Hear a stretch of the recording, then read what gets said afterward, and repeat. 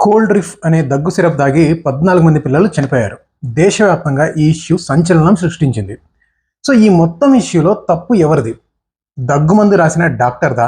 ఈ దగ్గుమందు తయారు చేసిన ఫార్మా కంపెనీదా? ఆ మందుని మార్కెట్లోకి అలో చేసిన రెగ్యులేటరీ అథారిటీస్దా? ఈజీ టార్గెట్ అయిన డాక్టర్ని అరెస్ట్ చేసి చేతులు దులుపుకున్న ప్రభుత్వానిదా? మీరేమనుకుంటున్నారో కామెంట్స్లో కామెంట్ చేయండి. ఇక అసలు విషయానికి వద్దాం. అసలు ఏం జరిగిందంటే ఈ కాఫ్ సిరప్లో డైఇథిలీన్ గ్లైకాల్ అనే ఒక ఇండస్ట్రియల్ సాల్వెంట్ కలిసింది. అది కూడా ఆల్మోస్ట్ 48% కలిసింది. సో దీనివల్లనే పిల్లలు చనిపోవడం జరిగింది.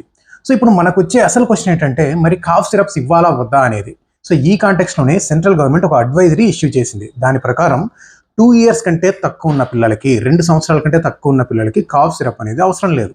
అండ్ 2 years పైన ఉన్న వాళ్ళకి అవసరమైతే మాత్రమే ఇవ్వాలి. అది కూడా డాక్టర్ కన్సల్టేషన్ తర్వాత మాత్రమే. అంటే మీ పాటికి మీరు వెళ్ళి మెడికల్ షాప్లో కాఫ్ సిరప్స్ అనేవి తీసుకోకూడదు. ఇది సెంట్రల్ గవర్నమెంట్ చెప్తున్న మాట. సో ఇప్పుడు ఇంకో విషయం ఏంటంటే ఈ కోల్డ్ రిఫ్ అనే సిరప్ నాకు తెలిసి మన స్టేట్లో, తెలుగు స్టేట్స్లో ఎక్కడ దొరకట్లేదండి. అంటే నేనైతే ఈ కోల్డ్ రిఫ్ అనే పేరు వినడమే మొదటిసారి. సో మన తెలుగు స్టేట్స్లో ఏది లేదు కాబట్టి మనం ఇప్పుడు అర్జెంటుగా అంత టెన్షన్ పడాల్సిన అవసరం అయితే లేదు.